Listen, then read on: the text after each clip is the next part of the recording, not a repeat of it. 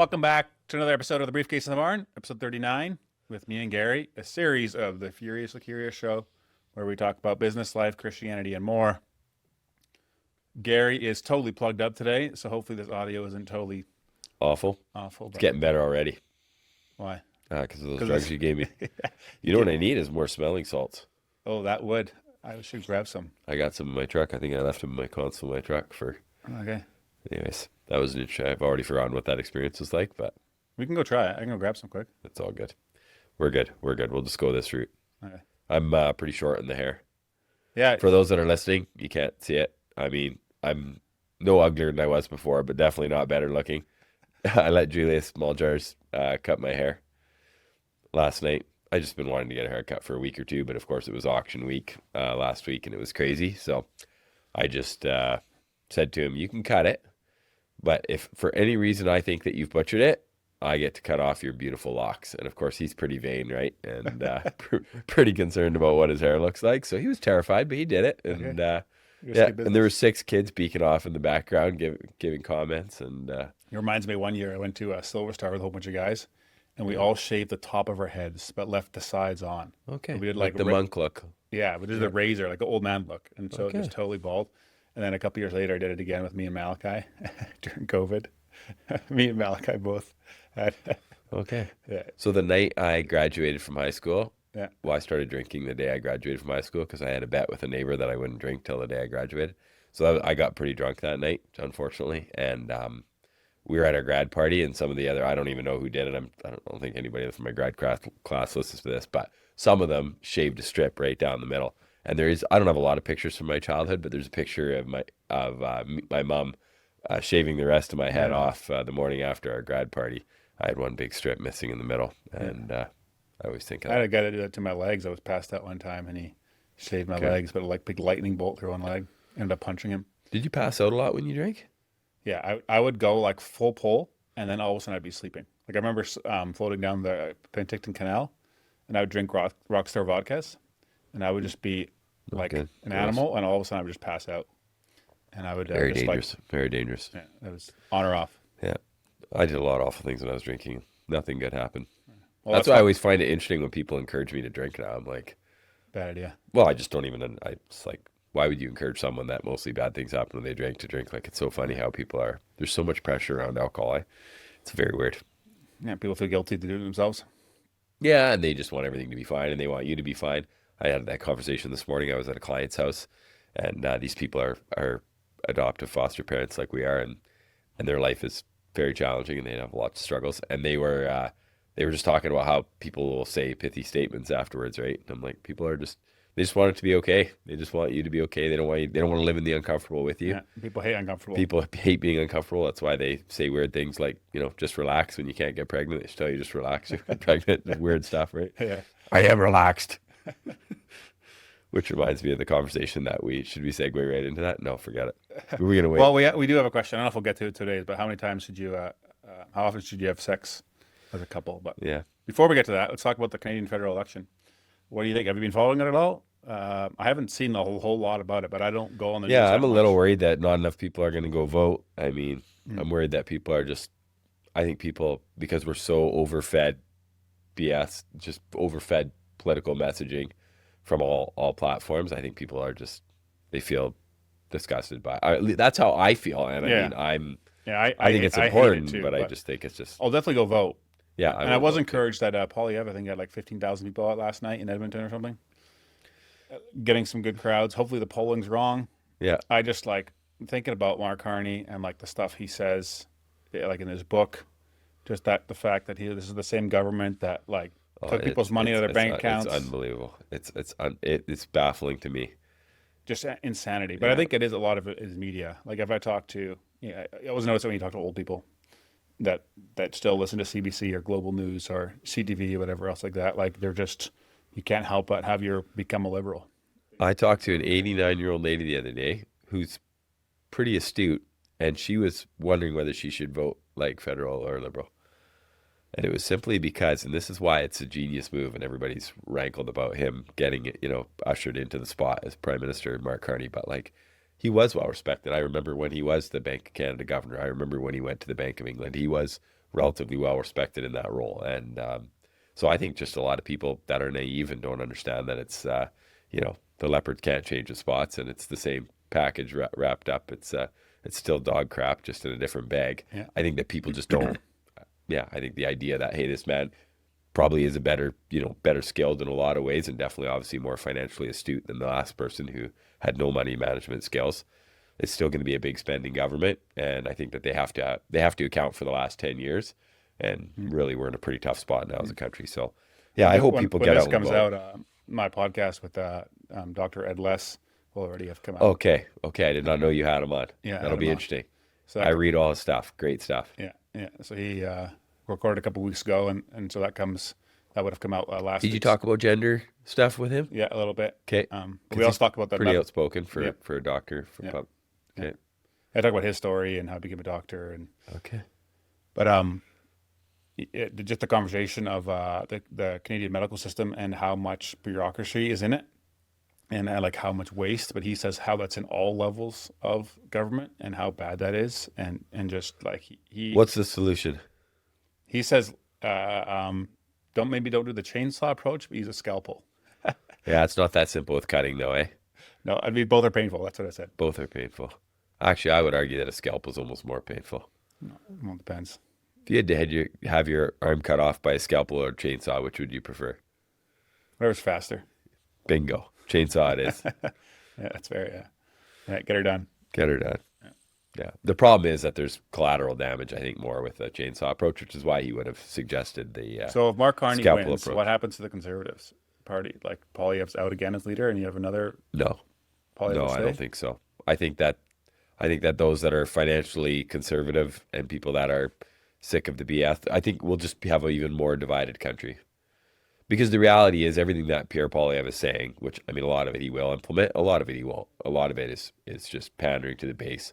And a lot of it, once you're in power, it's easy to beak off when you're in opposition. But I think once you're in government, to make all the hard change, and maybe he will. I mean, maybe I'm selling him short, but I think that there's going to be some. I don't think he will. I think he's a career politician. Ed Less didn't think he would either. Yeah. Okay. So he's a career politician. He's not going to make any changes. Like you'd have to get like someone that's on the outside that really doesn't care. Like really I say, he's been living off the system that he's criticizing for a long time, and I think that.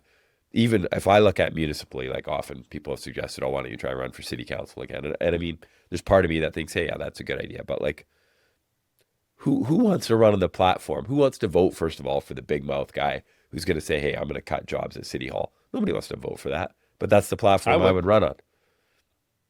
Yeah, I think a lot of people would. I think that in theory, yes, there'd be some of that, but people have a lot of fear around someone that talks that way. It's negative. Like it's not a positive thing, obviously, letting people go. I mean, I think the biggest part is the media. The media just vilifies those people. Yeah. But I mean, ultimately you have a country where things are so dire, like, in South America, where people are like, okay, you know what? We're willing to give crazy man with the chainsaw a chance. Right. And I mean, that country. It's doing a great job. I think most people, even, left-leaning people who are maybe, would say, hey, the numbers are showing signs of great improvement there, right? And there again, corruption in any political party, there will be corruption in time. And you've seen it in conservative governments over the year too. People that are in power too long, it's not healthy. And that's why we do have the swing that we have. Yeah. The problem is with the Liberal Party federally in Canada and our country is that they are quote unquote the natural governing party. And that's literally their attitude, right? And so they come at it with that perspective of always thinking that they should be in power. And I mean, that was my childhood. And back then, ironically, there was the sponsorship scandal. I remember that's kind of what did the Liberal Party in, 20 years ago, whatever that was. And in hindsight, I mean, that was nothing. It was nothing to the money that's wasted now. It's humorous. If it wasn't so sad, it would be humorous. Yeah. But so, anyways, I think it's awful. I think it's destroying the country. Anyways, we'll see. It's out of our control. We all need to do our thing that we can do, just vote, and that's it. And the rest, just have faith and pray for those that are in power. So, yeah, I did read something last night. I was reading Philippians. Okay. And it said, the Lord is at hand. Do not be anxious about anything, but in everything by prayer and supplication with thanksgiving, let your requests be made known to God. And the peace of God, which surpasses all understanding, will guard your hearts and your minds in Christ Jesus. Finally, brothers, whatever is true, whatever is honorable, whatever is just, whatever is pure, whatever is lovely, whatever is commendable, if there is any excellence, if there is anything worthy of praise, think about these things. And I think it's really, in coaching, I often talk about what you focus on grows. Yeah. And so there's so much talk about the negatives around us in media and everything else that's going on. But God is telling us, hey, think about the things that are good and excellent and pure. And I think that's just a good reminder. I think the first part of the text is the most powerful. And Don't be anxious. Christians never follow that verse. So funny. It's like literally just don't take it serious at all. It's so funny how we pick certain texts, but like that one, people are anxious all the time. It's considered almost, I mean. Oh, yeah. Same with fear not. And there's a lot of we're commands scared. to We're fear lots not. of scared. We're not, yeah. And I mean, even just not to be anxious. Christians are considered a normal thing to be worried about your kids or worried about where they're at. I always used to throw that one at my How mom. do you deal with that? So if someone says, I'm always anxious, like, just don't be anxious anymore? Like, what's Yeah, the that answer? really helps. It really helps my wife, I find, when I tell her just not to worry about it. It'll be fine. So what's the answer? It's a personal journey. What other people say won't help at all usually. It's just ultimately, I mean, you could just say, hey, God, teach me to trust you. you need to do yours. Yeah, it's your own thing. You're not going to help someone else with their, I mean, unless they're literally looking for, but even then, it can't come from someone else. It can't come from, like, if you're struggling with anxiety all the time, It's a lack of trust, right? Anxiety is a lack of trust in God. It is, but it's more complicated than that. I mean, I think that people that do struggle with actual depression and anxiety, there again, it's so nuanced that it would be very scary to say as somebody who's not. Yes, that's fair. You don't want to start diagnosing people, but I would confidently say that a lot of people that struggle with anxiousness, I wouldn't want to say they're just not trusting God enough, but they're definitely spending more time. Probably the people I know are spending more time on the internet and social media than they are in the Bible. So that would be a starting spot. And then after that, see your doctor. I did it again last week, locked everything up. For the weekend. Yeah. How was it? It was awesome. How long was your phone away? So it would have been Saturday afternoon at like 1 or 2 o'clock until Monday Sunday morning. night. Oh, Monday morning. Yeah, Monday morning at 7. I think my first meeting But was Nicole 8. still has her phone. So you can go on her phone. Yeah, I could go on her phone. She says you go on her phone. Yeah, once in a while go on her phone. But so there was no laptops though, no TV. Nothing. No Just- technology. That's awesome. Yeah, otherwise, I mean, it is anxiety driving. Like it just We had the auction, right? So it's just been like full pull. Is it all done now? just still cleaning up the carnage today. So we're recording this a week earlier. So this is kind of like this is the worst part, right? Where you get to all the people that are really, really upset with what they bought, don't want to pay for it. You have to threaten them with all kinds of stuff. Some people just don't pay. You try to run their credit card, it's declined. Yeah. So we were just literally What do you do before I then? came here. What do you do then? The person that sold it, do you own it then? We or- always take so far, and I mean, I'm scared to even say this out loud because thankfully we're pretty blessed, and most people, like, of course, we're out money, but like it hasn't been like a $150,000 tractor yet that somebody hasn't paid for. So far we always just pay people, and it's funny. Even this auction, we had some equipment that somebody snuck in, and they knew it was hooched, right? Now this particular piece, and this is the humor of it, and this is not just our auction. This is Richie. This is any auction company. Like someone said it was a good piece of equipment running. and it They wasn't? said nothing. Okay. Right. So on our terms and conditions sheet, when they consign something, it literally says if you are not disclosing something, you'll be refunding the repair cost, or we'll adjust the price to give us a bit of protection. Well, of course, they just say, "Oh, I didn't know." I didn't know. So now this item sells for, this particular tractor, let's say sold for 20,000. The person comes to pick it up. Hey, this thing, the PTO doesn't work. Like the 4-wheel drive doesn't work. Like this is a $5,000-$6,000 repair bill. So we cut the guy a check for some of the money and tried to make it right on the buying end. And then we go to the seller and, I mean, of course we're in the driver's seat, but it's always a relationship, right? Mm-hmm. And so it's like, hey, how do you keep peace with the customer while being reasonable? But this particular tractor that we had dealt with today, we ate, a bit of money on it, but basically that item this is the third time this thing's been in our sale, and every single time it's been a problem. So at that point you're looking at the guys that run the auction company and think, what are you doing, right? So it's always this thing of like, Would you go to that customer and say you can't sell in our auction anymore? Or? we ban people. If you do not pay, you get banned. Okay. And there's good people that get banned because they just don't pay and pick up their crap. And it's like, and you could probably redeem yourself if you pay the interest and come back and make it right. I mean, there's forgiveness, but it's like, no, we do not need the headaches, right? So this auction, there was 1,400 people bidding. There was 560 different buyers. There was almost 1,600 lots. And, we have a 10-day window to move 1,500 and 1,600 lots. Did everything get a bid, by the way? There's about 5 things that didn't get a bid. One guy picked them up. It was pretty cute. He picked up all his owner's manuals from his 1980 Datsun cars and this stuff. Just, to the right person, probably worth something. Yeah. But, the starting bid's $10. And there was quite a few things. Like today, we also signed checks for all the consigners that sold stuff, and there's a handful of items that, you know, like it's pretty sad. Like if you consign, we have a $25 lot fee, and we have a $250 lot fee on anything with registration because it causes so many problems and it's so much of a headache. Yeah. Putting stuff with vehicles, trailers in. So some people got a bill sent to them. I mean, they don't have to pay the bill, but they consigned stuff and didn't get a check, which is not great. So, but it's really weird. Some stuff sold way too high. It's an auction, so it happens. There's good deals, and it's funny. Today we were bidding on another auction. While we were signing checks for auction, we were bidding on another auction. We're like, oh, this stuff would have sold better in our auction. So it's hit and miss. But the auction in general, I don't know what your opinion was. That you worked there a couple of days. But the relationship piece we love, right? It's pretty interesting. All the characters, meet a lot of new people. So, okay, on to book report. Oh, book report. Gentle and lowly, chapter 10. The book we're going through, one chapter a week. We are on chapter 10, the beauty of the heart of Christ. I was kind of started the chapter. I was like, I don't know if I really like this chapter. I was kind of bored, but it ended nice. I'm with you. I like the ending of it, but it starts with. So it goes over Matthew 10, verse 37. Whoever loves father or mother more than me is not worthy of me. And so it talks about how Jonathan Edwards in the summer of 1740 preached a sermon to a whole bunch of kids. And he asked them, what would you expect the greatest theologian in history to say to the kids of his congregation? And his main point was children ought to love the Lord Jesus Christ above all things in the world. And then later on in the chapter, it talks about how we do that. But before we get there, what were did you have any specific things that stuck out to you? At the end, I'll wrap it up at the end with it. Yeah.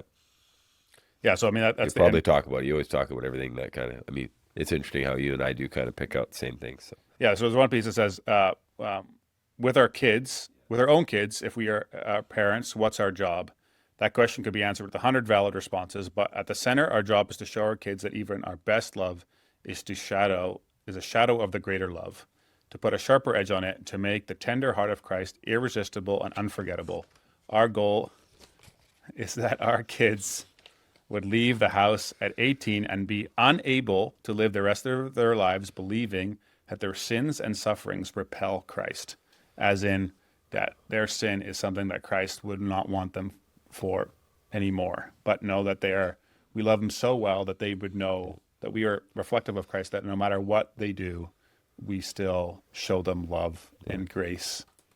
So I had a question or a comment or question, I guess, out of that, because that's exactly what I underlined, and then I have a final point here. Yeah. But do you think that if we didn't realize that that is Jesus' heart, do you think we could actually teach our kids that still? No. You don't think so? You don't think you could teach a truth that even though you haven't experienced yourself, you can still teach the truth? No, because you teach it by living it. You don't just teach it, not just by saying it. Yeah. So like if you teach all these things to your kids and then you're still a hard ass as a dad and don't show grace to your kids when they screw up, or haven't experienced it yourself, you're saying? Yeah, if you haven't experienced it yourself, yeah, you're not teaching them what Christ was like. Yeah, so I wrote that because it says on the next page, he talks about his own dad, the guy who wrote this book, Dane Ortland. I think his dad's name is John Ortland, maybe. Anyway, it doesn't matter. But Dane said he didn't crowbar me into that. He drew me into it. We have the privilege of finding creative ways of drawing our kids. And so I put, we have to realize that first ourselves. And I find that, and even myself, I find that now, and I know better, but we're often just cramming theology and doctrine and just, truths, like they're truths, but like the head stuff into our kids' heads, or trying to just get, mostly my struggle is just I'm always looking for behavior change. Right? I'm just looking for good behavior. And I always say it, but I'm looking ultimately, I think most people want heart transformation for their kids. And so I put so what you said there, that's really key. You're always looking for good behavior, and that's not who Christ is.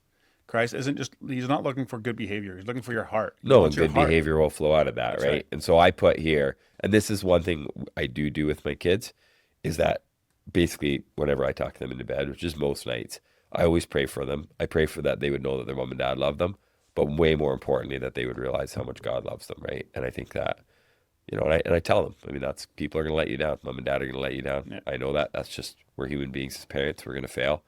And I think that when parents can't admit that to their kids, they're doing their child a real disservice, because there will come a day where the kid will have an awakening and realize it, right? And so it's pretty special if you can just let your kids know that you're in that, human being tour and gonna screw up sometimes, right? So that it's a good way to teach the gospel practically. But yeah, I would agree with you. I thought the chapter was tough slogging at first, and then those last points hit home. So Awesome. good book. Got a couple questions that came in. Okay. Actually, no, these questions did not come in. I should rephrase that and be accurate what I say. A couple questions Listener questions. We got some more fake listener questions.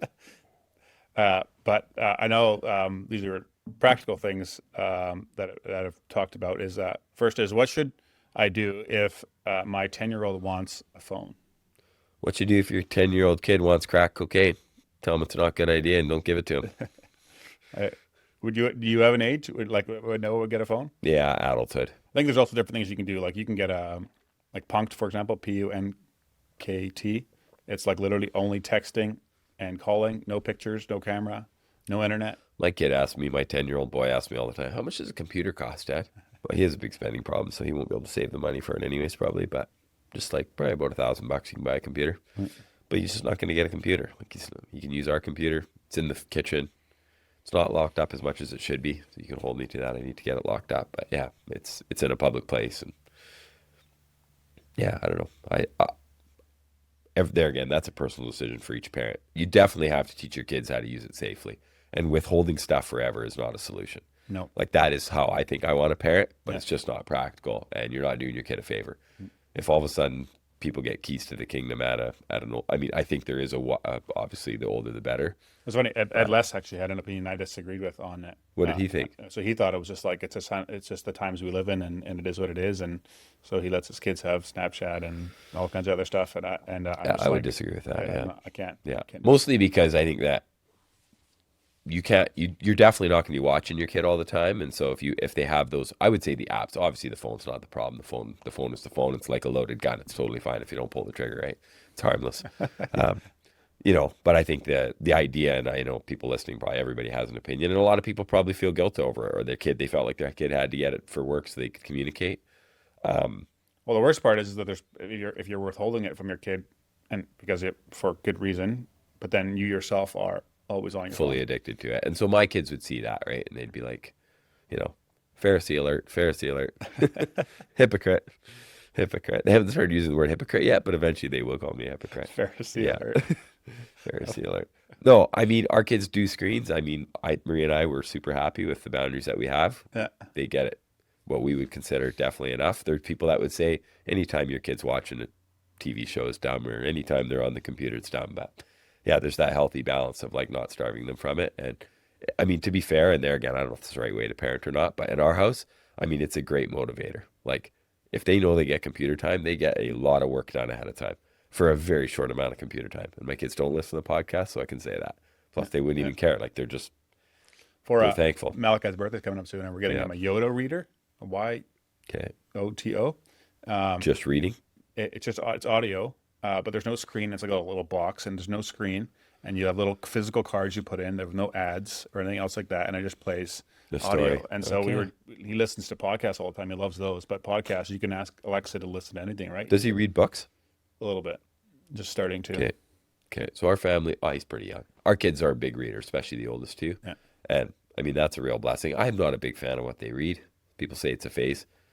Like, I don't think I would have been allowed to read an Archie comic when I was 10 years old, but I mean, there's kids. You let your kids read them? Yeah. So you're not a fan of it, but you'd let it go anyway? Like, you're the dad, right? Yeah, I am the dad, yeah. Okay, I was just wondering. No, that's fair. I don't have the answer to that. I'm sure my kids do lots of things they probably shouldn't do, but I don't know. I mean, yeah, even like Diary of a Wimpy Kid or Dogman. Have you heard of Dogman? No. It's just a lot of words. I'm just like, man. I do have a dream of making this into a Curious Media, kind of like the Daily Wire. Okay.